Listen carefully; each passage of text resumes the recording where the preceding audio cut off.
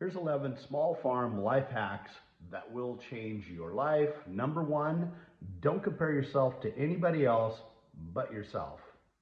Are you 10% better today than you were a year ago? If you had 6 cows a year ago and you have 7 today, that's a 16% gain. Keep that up, you're doing good.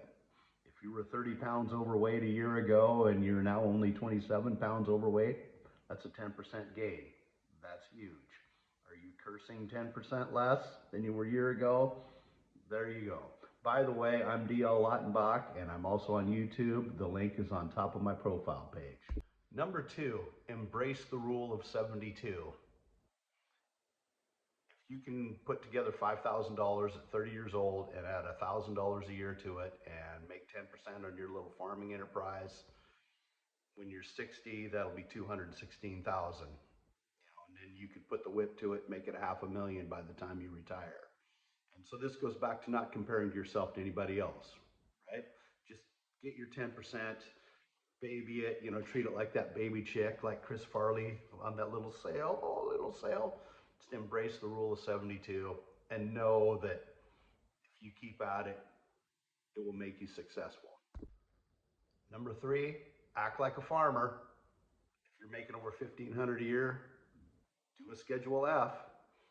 If you're taking money from your town job and adding it to your farm, you deserve some write-offs on that. So could you add 3 or 4% a year to your rule of 72 through proper tax planning?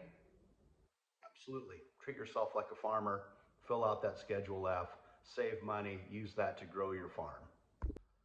Hack number four, have reasonable goals. If you're on a 5-acre chunk of ground this year, have a goal of having 10 acres in 10 years. Have a goal of having 20 acres in 20 years and 40 acres in 30 years. If you are living in town and you think you can't farm until you have 100 or 300 acres, just forget about that. Start where you're at, have reasonable goals. Like I said, if you have 5 acres and you can get to 10 in 10 years, you've doubled your acreage. It's a doable thing. Don't compare yourself to others, have reasonable goals. Number five, know that a little farm can be good for your mental health.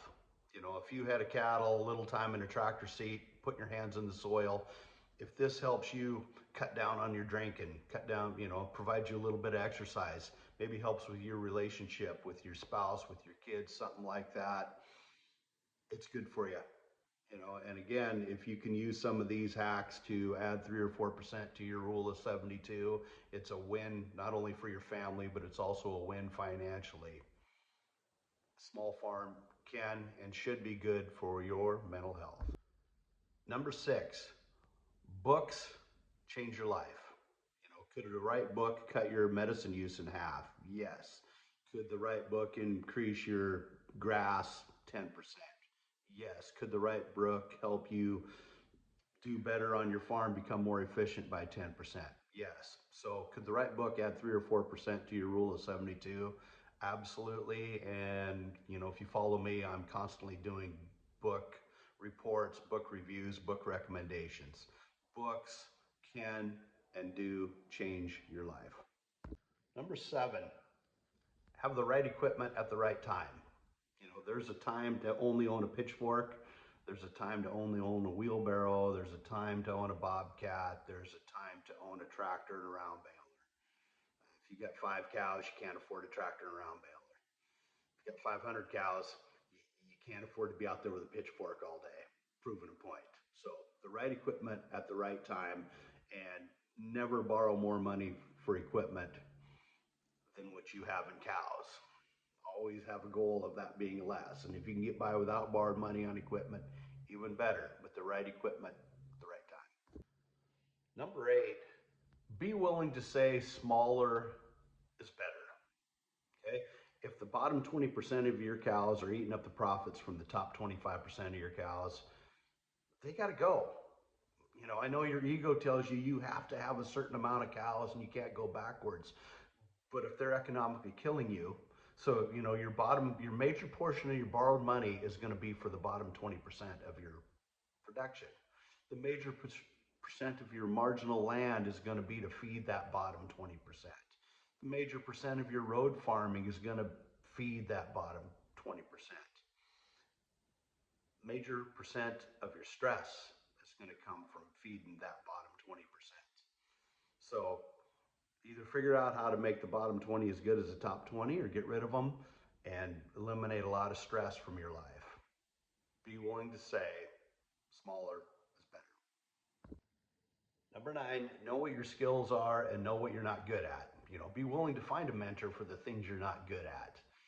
And what you are good at, do more of. If you're a cow guy, stay with cows. If you're a tractor guy, stay with the tractor. Sell your hay to the cow guy. Do whatever, but magnify your skills. Use that to add 3 or 4% to your 72. That's the key. Number 10, constantly be searching for competitive advantages. Identify them, utilize them, maximize them. Because your competition, the guy down the road, he's got paid for cows, paid for land, paid for labor, paid for equipment.